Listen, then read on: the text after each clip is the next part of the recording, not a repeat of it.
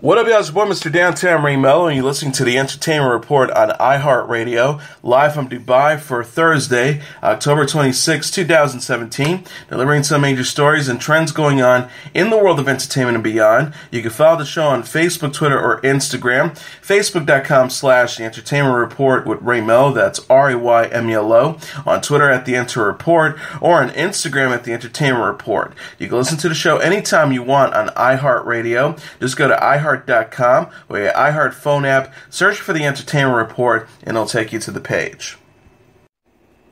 Fats Domino, the amiable rock and roll pioneer whose steady pounding piano and easy baritone helped change popular music while honoring the traditions of New Orleans, died Tuesday. He was 89. Mark Bone, the chief investigator with the Jefferson Parish, Louisiana Coroner's Office, said Domino died of natural causes at 3:30 a.m. Tuesday.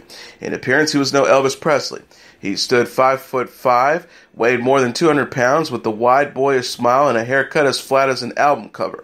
But Domino sold more than 110 million records, with hits including Blueberry Hill, Ain't That a Shame, and other standards of rock and roll. He was one of the first 10 honorees named to the Rock and Roll Hall of Fame, and the Rolling Stone Record Guide likened him to Benjamin Franklin, the beloved old man of a revolutionary movement. His dynamic performance style and warm vocals drew crowds for 5 decades. One of his show-stopping stunts was playing the piano while standing, throwing his body against it with the beat of the music and bumping the grand piano across the stage. Domino's 1956 version of Blueberry Hill was selected for the Library of Congress National Recording Registry of Historic Sound Recordings worthy of preservation. The Preservation Board noted that Domino insisted on performing the song despite his producer's doubts, adding that Domino's New Orleans roots are evident in the Creole-inflected cadence that add richness and depth to the performance. Domino became a global star, but stayed true to his hometown, where his fate was initially unknown after Hurricane Katrina struck in August 2005. It turned out that he and his family were rescued by boats from his home, where he lost 3 pianos and a dozen of gold and platinum records, along with other memorabilia. Many wondered if he would ever return to the stage. Scheduled to perform at the New Orleans Jazz and Heritage Festival in 2006, he simply tipped his hat to thousands of cheering fans. But in May 2007, he was back performing at Tipitina's Music Club in New Orleans. Fans cheered and some cried as Domino played I'm Walking, Ain't That a Shame, Shake, Rattle, and Roll, Blueberry Hill, and a host of other hits. That performance was a highlight during several rough years. After losing their home and almost all of their belongings to the floods, his wife of more than 50 years, Rosemary, died in April 2008. Domino moved to the New Orleans suburb of Harvey after the storm, would often visit his publishing house, an extension of his old home in the lower Ninth Ward, inspiring many with his determination to stay in a city he loved. His friend David Lyne said in a 2008 interview, Fats embodies everything good about New Orleans. He's warm, fun-loving, spiritual, creative, and humble. You don't get more New Orleans than that. The son of a violin player, Antoine Domino Jr. was born on February 26, 1928, to a family that grew to include 9 children. As a youth, he taught himself popular piano styles, ragtime, blues, and boogie-woogie, after his cousin left an old upright in the house. Fats Waller and Albert Ammons were early influences. He quit school at the age of 14 and worked days in the factory while playing and singing in local juke joints at night.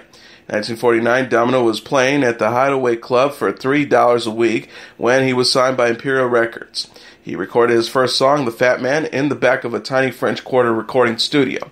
He sang They Call Me the Fat Man because I weigh 200 pounds. All the girls, they love me because I know my way around. In 1955, he broke into the white pop charts with Ain't That a Shame, but actually sang the lyrics as Ain't It a Shame. The song was covered blandly by Pat Boone as Ain't That a Shame and rocked out years later by Cheap Trick. Domino enjoyed a parade of success through the early 60s, including Be My Guest, I'm Ready. Another hit, I'm Walking, became the debut single for Ricky Nelson. Domino appeared in the rock and roll film The Girl Can't Help It and was among the first black performers to be featured in popular music shows, starring with Buddy Holly and the Everly Brothers. He also helped bridge rock and roll and other styles, even country western, recording Hank Williams' Jambalaya and Bobby Charles Walking to New Orleans. Like many of his peers, Domino's popularity tapered off in the 1960s as British and psychedelic rock held sway.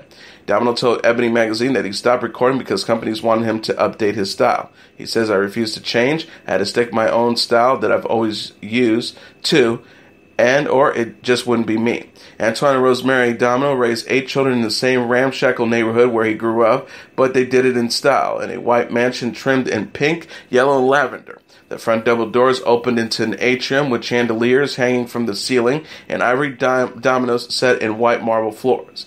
In 1988, all of the New Orleans seemed to be talking about him after reportedly paid in cash for 2 Cadillacs and a $130,000 Rolls Royce. When the salesman asked if he wanted to call his bank about financing, Domino smiled and said, "I am the bank." In 1998, he became the first purely rock and roll musician to be awarded the National Medal of the Arts, but he cited his age and didn't make the trip to the White House to get the medal from President Clinton. That was typical. Aside from rare appearances in New Orleans, he dodged the spotlight in his later years, refusing to appear in public or even give interviews. Domino was 89. Ben Mendelsohn is being eyed to portray the villain in Disney and Marvel's first female lead superhero film, Captain Marvel. The actor, who most recently appeared as one of the central villains in Rogue One, a Star Wars story, is currently in negotiations to join Captain Marvel, reported Deadline. Captain Marvel is set to star Brie Larson as a titular hero who gains superpowers after fusing with an alien alongside Samuel L. Jackson, who will be reprising his Marvel role as Nick Fury, noted the Hollywood Reporter. The film, from directing duo Anna Bolden and Brian Fleck, with the script by Nicole Perlman, takes place in the 90s, before the events of Iron Man, which kicked off the Marvel Cinematic Universe in 2008. It remains unclear who Mendelsohn could be portraying. However, Marvel previously announced that Captain Marvel would be taking on a powerful alien race, the Skrulls, who are prominent figures in the Marvel comics. Captain Marvel is set to arrive in theaters on March 8, 2019. Will Smith is an LAPD cop who has partnered with an orc in the second trailer for Netflix's upcoming fantasy thriller Bright. The clip, released Wednesday, features Smith and Joel Edgerton, who portrayed the first orc to join the LAPD, patrolling the streets of Los Angeles as they deal with this mixture of street gangs and supernatural beings. Things get complicated once the crime-fighting duo run into a powerful magical wand that has fallen into the wrong hands. The synopsis reads, sets in an alternative present day where humans, orcs, elves, and fairies have been coexisting since the beginning of time. Bridge is a gender-bending action movie that follows 2 cops from very different backgrounds. It continues. Ward, played by Will Smith, and Jacoby, played by Joel Edgerton, embark on a routine patrol night and encounter a darkness that will ultimately alter the future and their world as they know it. Directed by David Ayer and written by Max Landis, Bright is set to arrive on Netflix on December 22nd. Lily Rose Depp showed her support for fashion icon Karl Lagerfeld at the 2017 WWD Honors. The 18-year-old model joined Lagerfeld, the creative director of Chanel, at the event Tuesday in New York, where the designer was awarded the John B. Fairchild Honor. Depp dazzled in a sparkling sleeveless mini dress with a tier skirt. She drew comparisons to her mom, French singer, and Chanel favorite Vanessa Paradis as she posed with Lagerfeld on the red carpet. The model told WWD, "My first memory of Chanel was probably when I was still in diapers, going into my mom's closet and picking out her Chanel heels and her dresses and stuff, even though I was swimming in them." She also added, "I would put on all her Chanel stuff and carry around her bag and everything, so it was probably my first dress-up memory as well. I've known Carl since I was 8. He's definitely somebody who has been in my life since I was little." Depp, the daughter of Paradis and American actor Johnny Depp, said Lagerfeld inspired her with his creativity and artistry. She lauded, "He's really somebody who's managed to evolve but never stray from the level of artistry and precision. But at the same time, he's never done the same thing twice." Depp was named the face of Chanel's eyewear in 2015 and of Chanel No. 5 perfume the next year. She is also an actress who appeared in such films as Yoga Hosers with Harley Quinn Smith and Planetarium with Natalie Portman. Anna Faris says she was hurt by Chris Pratt and Jennifer Lawrence's cheating rumors. The 40-year-old actress confessed in her memoir Unqualified, which was published Tuesday, following her split from Pratt, that she, quote, couldn't ignore reports about the actor and Lawrence who co-starred in Passengers. Faris recounted in the book, "Before they met in person, my publicist out of the blue pulled me aside and said, 'Anna, listen, there are going to be paparazzi all over them.' She said, 'There are going to be shots of them laughing together on their way to the set. There are going to be stories circulating, and you have to brace yourself for this.' She said, according to Us Weekly, Jennifer and I are really friendly, and she was apologetic even though she didn't need to be because she hadn't done anything wrong." Faris said the speculation about Pratt and Lawrence was totally hurtful and left her insecure despite her relationship with the younger actress. She tried to ignore the rumors, but admitted, quote, "I couldn't block them out either." The star explained, according to Today, "It's hurtful and embarrassing. Even if it's patently untrue, you still feel and look like a fool." Pratt and Faris, who share a 5-year-old son Jack, announced their separation in August after 8 years of marriage. The actress previously confessed on her Anna Faris' Unqualified podcast that the reports about Pratt and Lawrence bothered her. She said in December, "In this crazy world where he's off doing movies and I'm in LA raising our child, of course I'm going to feel vulnerable like any normal human would. It made me incredibly insecure." Faris has since been linked to cinematographer Michael Barrett, whom she reportedly met on the set of Overboard. The daughter of late actor Paul Walker reached a wrongful death settlement with Porsche this month stemming from the 2013 crash that killed her father, according to reports. Terms of the settlement are confidential, reported ABC News. Melo Walker, who's 18, filed a lawsuit shortly after the 2013 crash. Paul Walker was riding in the passenger seat of a Porsche Carrera GT, and investigators determined was going between 80 and 90 miles per hour when it crashed into a tree and burst into flames. Both he and the driver, Roger Badass, died within minutes and seconds. Melo Walker's attorneys blamed Porsche for the incident. Attorney Jeff Milliam said in a statement to E! News in 2015, "The bottom line is that the Porsche Carrera GT is a dangerous car. It doesn't belong on the streets, and we shouldn't be without Paul Walker or his friend Roger Badass." Last year, Melo Walker reached a wrongful death settlement with the Badass estate for $10.1 million. Peta Murgatroyd brought her son to visit the Dancing with the Stars set this week. The 31-year-old Australian dancer posed a sweet photo with Shai Alexander, her 8-month-old son, with Maxim Chermaninsky ahead of Monday's episode. She captioned the picture on Instagram, "Bring your shoo-shoo to work day." The snapshot shows Murgatroyd beaming as she's holding a smiling Shay in her arms. The new mom wears a necklace featuring her son's name while she kept on for her performance with partner Nick Lachey.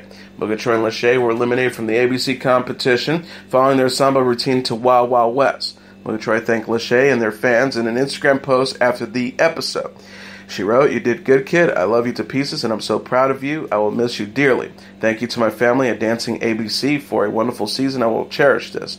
Murgatroyd and Chermaninsky welcomed Shai in January and married in July. Chermaninsky, who is still in the running with Dancing with the Stars Season 25, recently denied a feud with partner Vanessa Lachey. The 37-year-old dancer said Saturday, according to U.S. Weekly, "What drama? Things were never bad. They were great things. It's been a great season."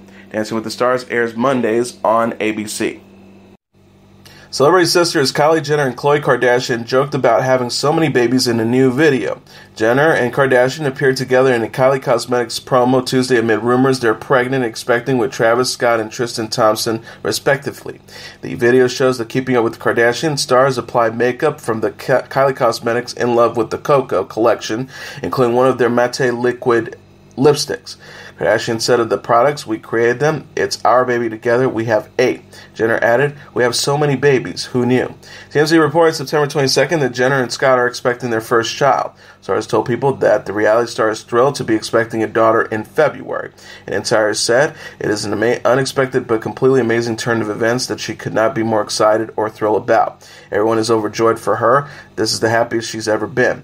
People confirmed September 26th that Kardashian is also expecting with Thompson. Source said, "Yes, Khloe and Tristan are expecting, and they are absolutely thrilled." In addition, Jenner and Kardashian's sister Kim Kardashian is expecting her 3rd child via surrogate with husband Kanye West. Keeping Up with the Kardashians, it is in their 14th season and airs Sundays on E! Tamar Braxton has filed for divorce from husband Vincent Herbert. Us Weekly confirmed Wednesday that the 40-year-old singer and television personality moved to end her marriage to Herbert ahead of their 9th wedding anniversary. Braxton filed for divorce Tuesday in Los Angeles County, according to TMZ. Source says the pair have had a rollercoaster relationship since a domestic dispute at a hotel in Atlanta, Georgia in August 2016. Braxton and Herbert started dating in 2003 after meeting through Braxton's sister Toni. Braxton, who shares 4-year-old son Logan with Herbert, had appeared to hint at relationship trouble in recent weeks. The singer reposted September 1st on Instagram, "I am slowly learning that some people are not good for me, no matter how much I love them." She also added on October 6th, "People who are dead wrong but are too full of themselves to admit it is dangerous." Braxton was previously wed to music producer Daryl Dalit Allenby from 2001 to 2003. She last released the album Blue Bird of Happiness in September and stars with her sisters on the WE TV series Braxton Family Values. Former couple Yolanda Hadid and David Foster have finalized their divorce. The 53-year-old television personality and 67-year-old musician's marriage was officially dissolved October 16th, according to court documents obtained by The Blast. E! News reported Hadid and Foster reached an agreement about spousal support and attorney fees, which Hadid had requested in her original divorce filing. The pair also settled the terms of their property division. Hadid, who shares son Anwar and daughters Gigi and Bella with first husband Mohammed Hadid, had announced her split from Foster in November 2015 after 4 years of marriage and 9 years together. The star said at the time, "Sadly, we've decided to go our separate ways. We shared 9 beautiful and joyous years together, and during that time, we experienced love, friendship, and inevitable challenges that comes with managing a marriage, careers, blended families, and health issues." She also added, "We're grateful for the years we spent together and believe wholeheartedly that we did our best.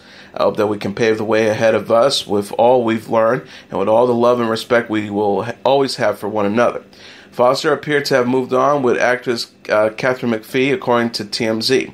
The pair were spotted getting close Sunday in Los Angeles, with McPhee touching Foster's behind and kissing the musician on the cheek during an ATM withdrawal. Coco Austin's daughter had a blast dancing in Ice-T's band rehearsal this week. The Austins shared an adorable video Tuesday on Instagram of 23-month-old Chanel performing at Ice-T's practice with his rock band Body Count. The 30-year-old television personality wrote, "Future lead singer right here, Chanel is already a little performer at 23 months. The post features clips of Chanel dancing and bobbing her head to the music, addressing the room on a microphone, and ultimately falling fast asleep. Austin gushed, "She's hysterical to watch during Ice's rehearsals for his rock band Body Count. She's usually on the side of the stages, rocking out like everyone else. It's too cute." Austin and Ice-T welcomed Chanel in November 2015. Austin delighted her daughter by bringing her to Disneyland in August for the first time after throwing her a Minnie Mouse-themed birthday party in December. She told E! News about the bash. "The party planner had asked us what is her favorite cartoon, and I was like, pretty much anything Mickey or Minnie. She just brightened her face up every time she sees them." Austin and Ice-T, who plays Finn Tutuola on Law & Order SVU, married in 2002. Carson Daly announced on Instagram that stepfather Richard Caruso died 5 weeks after the death of his mother, Patty Daly Caruso. The Today host wrote Tuesday alongside a photo of Richard smiling, "Pops passed away today with absolute dignity and pride. The greatest man we ever knew, our hero." Daly continued, "He exemplified great faith, loyalty, and family and hard work. He provided us all with so much. We're grateful. His legacy lives on in all of us and anyone who had the pleasure of meeting him." He says, "We reunited with Mom now. Our faith remains strong. Thanks for your continued thoughts and prayers." Richard had been battling bone cancer, Today noted. Patty died at the age of 71 in September. Patty had 2 children with her first husband, Jim Daly, including Carson and his sister Quinn, before Jim died from bladder cancer. She then married Richard. Carson previously said, "I always say that God blessed me with 2 incredible dads." Justin Bieber visited former flame Selena Gomez at her home this week. The 23-year-old recording artist reunited with the 25-year-old singer and actress at her house Sunday in Los Angeles, TMZ reported Tuesday. Sources said that Bieber's visit wasn't romantic and that he and Gomez were joined by mutual friends. The actress's boyfriend, the singer of The Weeknd, was away on tour, but reportedly aware of the get-together. Bieber, Gomez, and their pals hung out until at least midnight before parting ways. Insider says Bieber and Gomez reconnected after Gomez announced in September that she had undergone kidney transplant. Gomez split from Bieber in 2014 after several years of on-again, off-again dating, and was first linked to The Weeknd in January. She shares lyrics to her romantic new song Wolves on Wednesday, which some believe is about The Weeknd. The lyrics read, "I've looked for love in every stranger, took too much to ease the anger. All of you, yeah, all of you. I've been running through the jungle. I've been crying with the wolves to get to you, oh, to get to you." John Mayer celebrated 1 year of sobriety Tuesday on Twitter by sharing a motivational message to his fans. The musician began, "1 year ago today, I decided to give up drinking a break, a very personal thing for everyone. For me, a constant return on investment." Mayer continued, "I posted this because I wanted people to know that that's enough for now is on the menu, so to speak." Previously, Mayer shared it with Rolling Stone how he replaced alcohol in his life with marijuana. The singer said in June, "I put it where drinking used to go, and the quality of life has gone up considerably." The daughter singer said in June. He also added, "Drinking is a con. How much is enough? Every time I drank, I was looking for some sort of regulated amount. It always feels wrong for me. I always feel like I went overboard. I said 2, now it's 3, now we're at 4. He continued by saying, "I never had a serious issue with it, but I remember looking around going, this feels rigged, I'm taking a break. There's never an amount that felt like I was succeeding at life. It always felt wrong." And finally, here are the top 10 songs in the Billboard Hot 100 singles charts for the week of November 4th. Number 10, Taylor Swift with Look What You Made Me Do. Number 9, French Montana featuring Swally with Unforgettable. Number 8, Sam Smith with Too Good at Goodbyes. Number 7, Demi Lovato with Sorry Not Sorry. Number 6, J Balvin and Willie William featuring Beyonce with Mi Gente. Number 5, Imagine Dragons with Thunder. Number 4, Portugal the Man with Feel It Still. Number 3, Logic featuring Alicia Cara and Khalid with 1-800-273-8255. Number 2, Cardi B with Bodak Yellow, Money Moves. And the number 1 song on the Billboard Hot 100 singles charts for November 4th, Post Malone featuring 21 Savage with Rockstar. And as your entertainment report for Thursday, October 26, 2017, I'm your host, Mr. Downtown Ray Melo. I'll be back tomorrow to deliver some major stories and trends going on in the world of entertainment and beyond. You can follow the show on Facebook, Twitter, or Instagram. Facebook.com/The Entertainment Report with Ray Melo. That's RAYMELO. On Twitter at The Enter Report, or on Instagram at The Entertainment Report. You can listen to this episode or any previous episodes of The Entertainment Report anytime you want on iHeartRadio. Just go to iHeart.com or your iHeart phone app, search for The Entertainment Report, and they'll take you to the page. Good night, and God bless you all.